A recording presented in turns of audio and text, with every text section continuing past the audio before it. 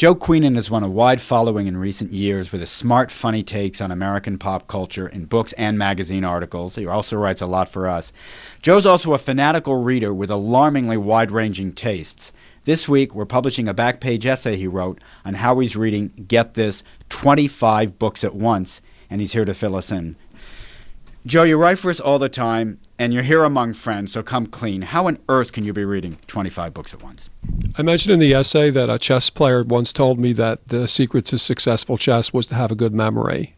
And I think that that's the secret, is that most people can only read one or two books at a time because they feel if they set a book aside, they have to go back to the beginning. But I don't. I started reading Lord Jim when I was in high school, and I finished it when I was 52. And lots of books that I'm reading now, I started between 9 months and a year ago and just picked them where I left off. So let me get this. Lord Jim, which you started reading in high school by Joseph Conrad, you read however long, a quarter, third of the way through. You were able to pick up at the spot where you left off, and you could recall what had gone on? Nothing goes on in Joseph Conrad books. So, it's a lot like Moby Dick, where you just want to get it on the scoreboard. You just want to plow through and get it over with. But I have a very hard time not finishing books, serious books. I mean, the Da Vinci Code, you read the first 10 pages, you either want to go on or you didn't, and I didn't. But serious books, you really want to finish. And the only serious book that I've ever gotten like halfway through and haven't finished is Vanity Fair. I wasn't enjoying it. Joe, I remember once running into you on the train, maybe 2 or 3 years ago, and you were reading Remembrance of Things Past, which happens to be my favorite novel. Did you finish it? I finished the first volume, and now I'm about 150 pages into the second volume. And I'm about 300 or 400 pages into The Decline and Fall of the Roman Empire, and I'm about 300 or 400 pages into Shelby Foote's History of the Civil War. Those are the long-term projects. Do you cycle through them systematically, or you just read them when the impulse strikes? There's literally no rhyme or reason. I have no idea why I do this. A couple weeks ago, I was trying to get down from 27 to 10, and I was in a bookstore in White Plains, and I bought 7 new books, and I read 4 of them over the weekend. I literally have no idea.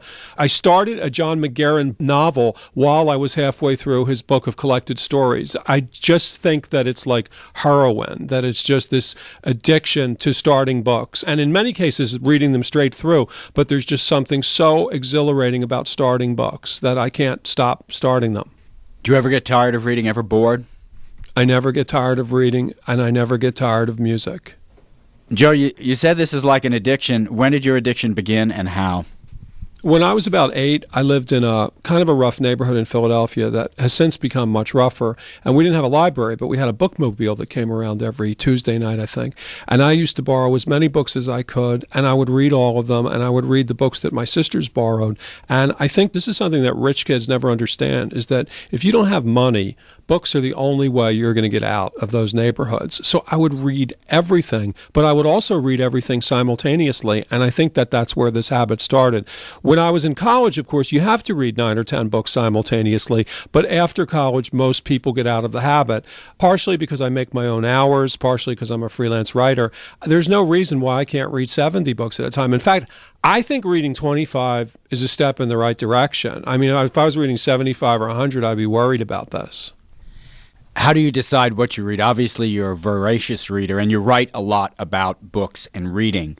But are you looking for authors you haven't read before? There must be favorites you return to. Are there whole areas of knowledge you want to acquaint yourself with? David Souter once said that he didn't read newspapers or magazines, and when he was asked how he knew what was going on in society, he said tribal drums. And I think the same thing is at work here. People that I respect tell me about books. Like I have a friend who served in Vietnam, and he gave me a book about the French disaster in Vietnam in the middle 50s. It's called Hell in a Small Place, and I started reading it immediately. I haven't gotten very far into it, but that's how it starts. I have friends that I really respect. Andrea Barrett is a perfect example. I have a friend who wrote a great book called Hunger a couple of years ago about the siege of Leningrad, and she told me you should read Andrea Barrett. So I read Ship Fever, and now I'm reading The Voyage of the Narwhale, and I think it just comes from that. But sometimes it's just because the book looks so great. with Henning Mankell, I started reading his books because I'd never read any Swedish mysteries. And I read the first one and I didn't think much of it. And then I read another one, and now I've read every one of his books. And for the life of me, I don't know how I got hooked on it. But I think part of it may have been just the covers were so attractive. You say the way out of the kind of background you grew up in was through books. You think that's still ultimately the case, that a book delivers something you won't find anywhere else, not even online? No, it's over. I think that it's definitely over.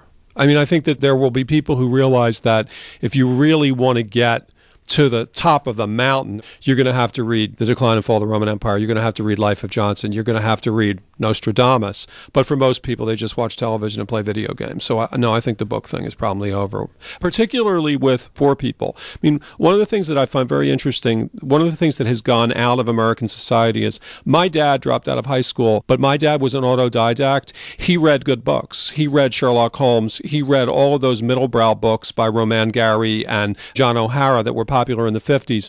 Guys who drop out of high school today don't read good books. They don't read any books. And people who went to college, people of our generation, baby boomers, who are very, very well educated, have appalling taste in books. They read terrible books if they read at all.